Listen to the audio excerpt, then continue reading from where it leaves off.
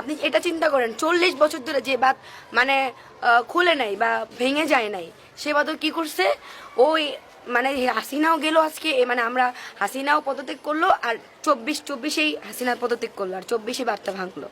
এটা কি আপনার কাছে একটু অন্যরকম মনে হইতেছে না? আপনি এটা চিন্তা করতেছেন না কি জন্য যে যেই বাঁধ 40 বছর, আচ্ছা বুঝলাম যে তোমাদের এই বাদ, ও কি বলে আমাদের আইসিটি মন্ত্রী জোনায়েদ আহমেদ পলকের মতো ডায়লগ দেয় যে আমরা নেট তো বন্ধ করি না, নেট একা একা বন্ধ হয়ে গেছে। ও কি বলে আমরা বাদ ছাড়ি নাই, বাদ একা একা ছেড়ে গেছে।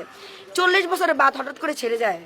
আচ্ছা বুঝলাম, তার আগে কি তোরা একটু বুঝোস না যে বাদটা এখন ভাঙা যাবো, বাদ ছেড়া যেতেছে, তোরা কি একটু আমাদের জানাইতে পারতি না? তাহলে আমরা আমাদের যেগুলো এলাকা ভাইসে যাওয়ার মতো, এই যে কুমিল্লা, এগুলার মানুষ যে এক তো স্রোতের ভিতরে যাইতেছে, আমাদের যে ভোটগুলো যেতেছে তারাও উল্টাই যেতেছে, তারাও এখানে বিপদে পড়ে যেতেছে। তাদের ওই মানুষগুলোর আমরা আগেই নিয়ে আসতাম, যে ওইখানে বন্যাটা শেষ হলে পরে পাঠাই দিব বা আগেই রেস্কিউ করে রাখতাম।